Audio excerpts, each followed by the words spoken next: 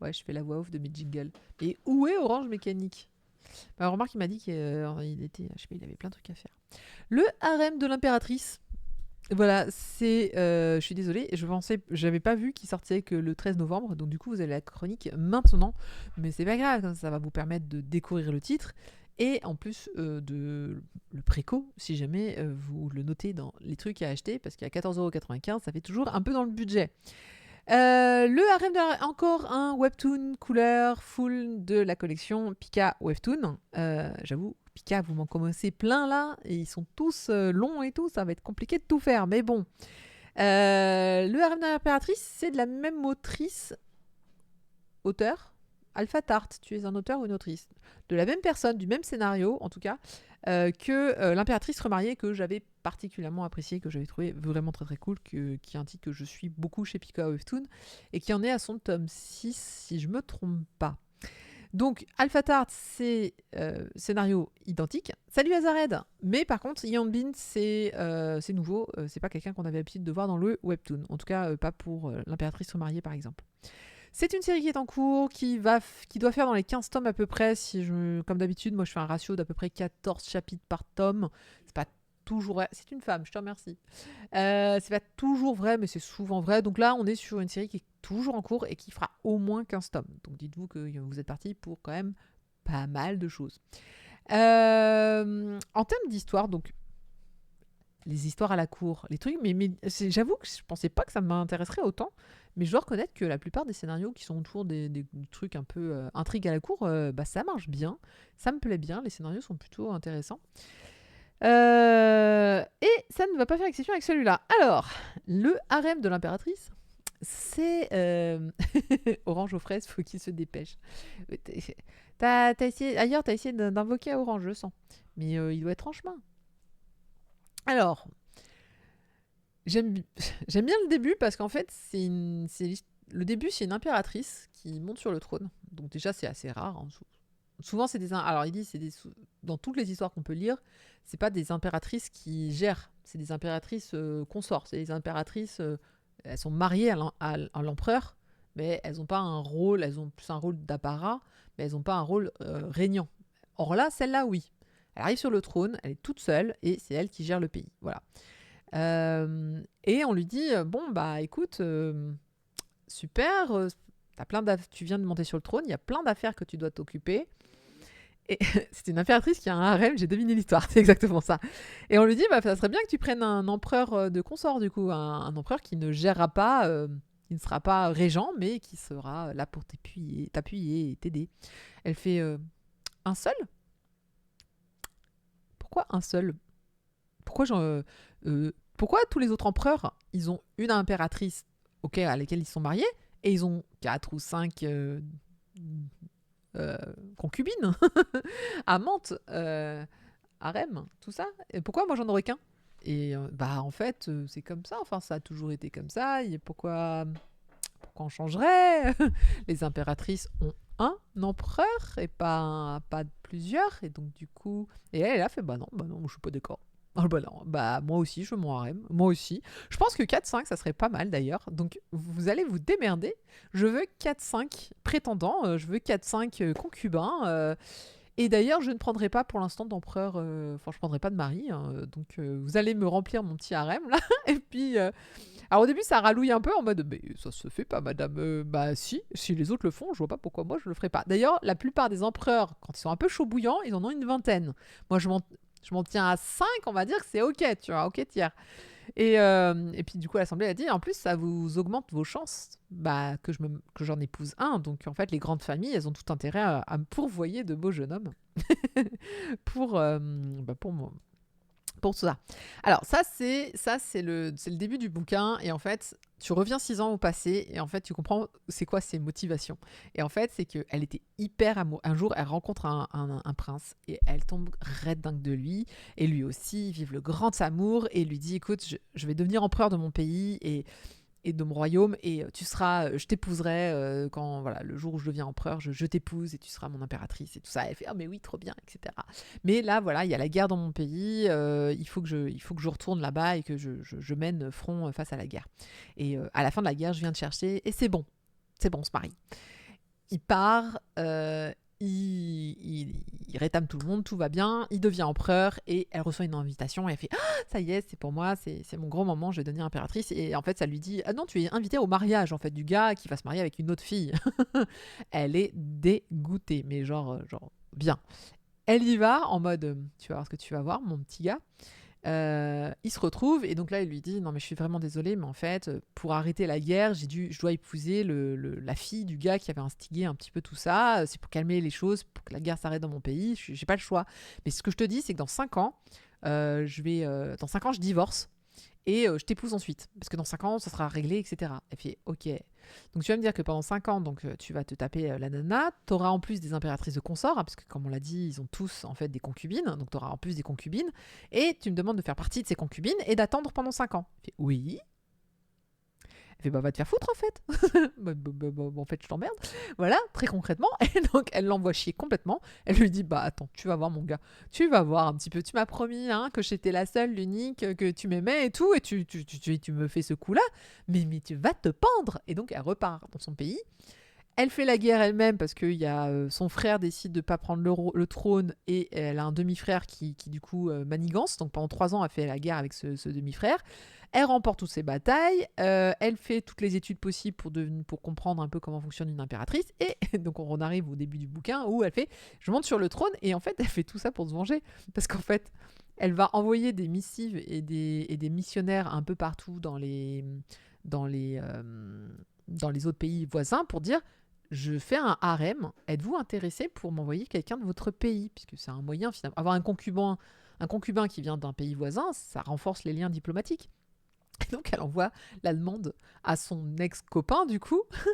Elle lui dit tu peux me choisir un concubin s'il te plaît. Merci de me l'envoyer. Gros bisous et va te faire foutre. Cordialement, voilà. Cliché numéro 1 de la romance, le héros ne finira pas avec la première personne qu'il a aimée. Check, ah bah là complètement. Là tu te dis pas qu'ils vont finir ensemble, ça c'est clair. Et donc voilà comment l'histoire débute avec le héros d'ailleurs, enfin le héros, l'ex complètement dégoûté en mode. D'ailleurs la première fois il lui envoie personne et dit bah non. Il lui renvoie un message en disant je ne t'enverrai personne. Elle lui renvoie un missionnaire. Elle lui renvoie quelqu'un en disant si tu ne m'envoies personne, je te déclare la guerre. Du coup, il va lui envoyer quelqu'un. Il y a plein de quiproquos, il y a plein de trucs. Alors en fait, je vous détaille pas qui c'est le harem, puisqu'on le voit le harem dès le début. Et en fait, les 5 gars, 5-6 gars, ils ont tous une histoire avec elle. En fait, il y a tout un truc sur. C'est pas des randoms. Déjà, c'est. Voilà, alors, on les voit là. Lui, c'est le frère de l'ex. Il y a quoi? Je sais plus, il y a des trucs, mais il y a des bails super chelous. Celui-là, je sais plus, c'est le même que l'autre. C'est le fils d'un marchand. Enfin, il y a vraiment. Ah, mais il y en a que j'ai pas encore vu. Ils seront 6. On les voit là. On les voit. Je l'ai pas vu celui-là encore. Je sais pas ce que c'est, mais les torse-poil, j'aime bien. Ah oui, il y a aussi celui avec qui elle a grandi, qui vient de son pays. Alors je sais plus qui c'est pour elle, mais il est là. C'est son baron ou son bras droit, mais bref, il est là à tous les moments. Franchement, c'est pas mal du tout. Alors l'héroïne, vous allez beaucoup l'aimer. Là, c'est tu te fous de ma gueule. Voilà. Vous allez beaucoup l'aimer parce qu'elle est plutôt fun, elle a pas la langue dans sa poche, elle s'énerve très très vite. Elle est voilà, ça change un petit peu des caractères plutôt posés, gentils. Coucou Mel, qu'on a l'habitude. C'est pas niais, c'est clairement pas niais. Pour vous dire, le frangin par exemple, elle s'habille souvent, on dirait Lady Oscar, elle s'habille extrêmement souvent en pantalon et en pantalon, point. Pantalon, chemise, je l'ai vu là il y a 5 minutes, c'était plutôt joli. Voilà, elle s'habille plutôt comme ça. Donc on est là encore pas sur les robes froufrou, pas sur les... C'est pas les clichés, vraiment on n'est pas sur l'impératrice cliché. Regardez-moi ce... Nyark, nyark, nyark. Voilà, c'est moi qui décide.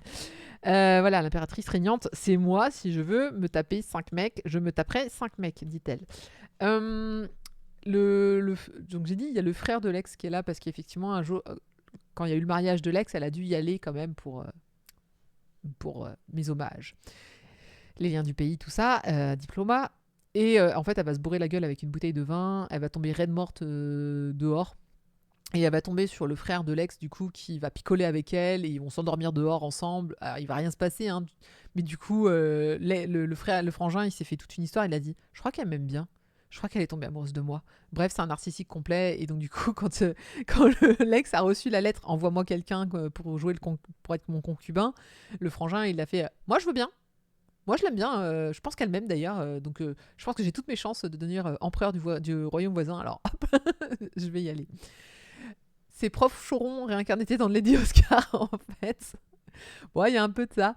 Bah, franchement, j'ai bien aimé. Alors, j'avoue, au début, j'étais là en mode, ok, la mise en place est un tout petit peu longue pour moi. Mais une fois que ça y est, tout a été. Enfin, une fois qu'on part dans le délire de je suis impératrice, je vais me nommer 6 concubins et vous allez rien faire, vous allez rester assis. Je me suis dit, ok, là, ça commence et là, on les voit tous, on les voit apparaître, on comprend un peu qui c'est. Les liens, comme je disais, il y a des liens un peu complexes avec elle. Mais en fait, je me demande c'est quoi la finalité. C'est que ça fait donc 5-6 ans qu'elle est séparée de son ex. Et donc, ça peut pas être. Enfin, il y a un brin de vengeance, soyons très clairs, même 6 ans plus tard, elle est toujours en mode tu vas voir ce que tu vas voir, je vais te faire bouffer tes mots. Mais pour autant, je pense pas que la recherche du titre, ça va être qu'elle récupère son ex. Enfin, ça me paraîtrait un peu bizarre. J'espère qu'elle va choisir un des six gars, en fait, et que l'intrigue va plutôt porter sur lequel aura ses faveurs ou pas. Oh, il y en a un qui est marrant parce que, si, c'est ça, c'est celui que je pensais, là, celui qui a des cheveux noirs. Il a une discussion avec son père, il fait je pourrais devenir concubin, ça servira à les affaires de ma maison. Et son père lui dit tu comprends ce que c'est un concubin? Il fait oui, alors du coup, voilà, ignores-tu ce qu'est un consort? Concubin, du coup. Et c'est une vieille pratique héritée d'une nation appelée Fleur de Lune. Du temps des grands échanges culturels, elle s'était très rapidement répandue aux autres pays comme un trait de culture, puis s'est durablement installée. Autrefois, on employait le terme de favori ou de favori impérial. Si les favorites impériales étaient les amantes choisies par l'empereur lui-même, les consorts pouvaient en revanche être l'objet de négociations politiques et ne dépendaient pas nécessairement de son choix. Les consorts étaient considérés comme des membres de la famille impériale, elles séjournaient au sein du harem de l'empereur et contrairement aux favorites impériales, leurs enfants étaient reconnus comme descendants de l'empereur. Voilà. Et donc du coup... Ah oui, et sinon, parce que d'habitude les consorts c'est des femmes encore une fois, hein. Là pour une fois c'est des hommes. Elle n'avait pas de devoir officiel à accomplir, ce n'est offrir du plaisir à l'empereur et participer à réaffirmer la stabilité de la couronne. Et donc du coup il dit ça à son père, donc c'est le petit celui-là. Là. Et son père lui dit oui. Elle devait donc être particulièrement talentueuse en ce qui concerne les activités de nuit. Et il fait bon. J'ai pas d'expérience dans ce domaine, mais j'apprends avec une grande facilité. Il me suffirait d'étudier. Et puis, il y a son père qui dit mais non, tu peux pas dire ça. Tu peux pas dire ça. Il dit mais. Et il fait oui, c'est ce que. Oui, pas de souci. Donc, du coup, il signe comme quoi il va devenir amant.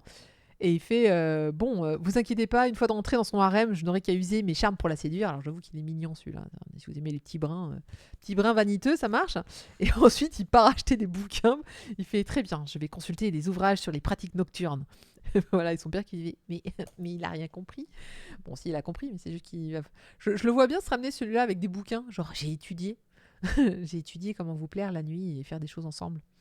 J'ai hâte de la suite. J'avoue, je suis très emballée en me disant bon, ça sera pas chaud. Hein. C'est un webtoon ou Pika webtoon. C'est pas censé être. En général, ça reste très soft, donc je suppose que ça va rester soft. J'en suis presque triste. Ça veut dire qu'avoir un harem, mais peut-être qu'elle va pas consommer son harem.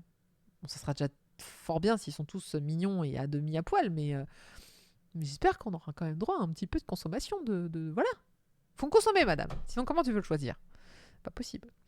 La suite, ce sera en février. Et comme je le disais, ça sort le 13 novembre. Donc, du coup, vous avez 10 jours pour vous décider à l'acheter. Et quand ça sortira, vous pourrez vous dire mais oui, Marcy en a parlé. Je me souviens, c'est le truc marrant avec la nana pas piqué des hannetons.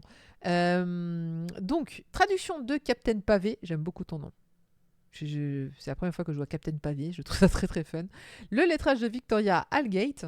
Je suppose que ça se prononce comme ça. Ou sinon à la française. Allgate. Mais je trouve que Allgate, c'est plus joli. C'est des nouveaux, pardonnez-moi, mais je n'avais jamais vu leur nom, donc je pense qu'il y a une nouvelle équipe qui est arrivée quelque part, parce que d'habitude, je ne sais pas ces noms-là. Et il faudra que j'attende donc longtemps, l'année prochaine, pour avoir la suite. Un 13 novembre, 18 février, on est sur du 4 mois. Bon, après, il n'y a jamais rien qui sort en décembre. On est sur du 3 mois. Je pense qu'ils vont... euh, je pense qu'ils vont... ouais, ça va être au moins un tome tous les 3 mois. Je n'ai pas l'impression qu'ils vont se presser pour le sortir, celui-là. Donc, tout va bien. Voilà donc le harem de l'impératrice qui va démarrer chez Pika ce mois-ci. Et bah, je pense que ça va être comme toutes les impératrices. Je vais adorer me dire que c'est très fun et qu'il faut absolument la suite. On va passer à la suite. Et la suite d'ailleurs c'est encore de la romance, mais très différente, contemporaine.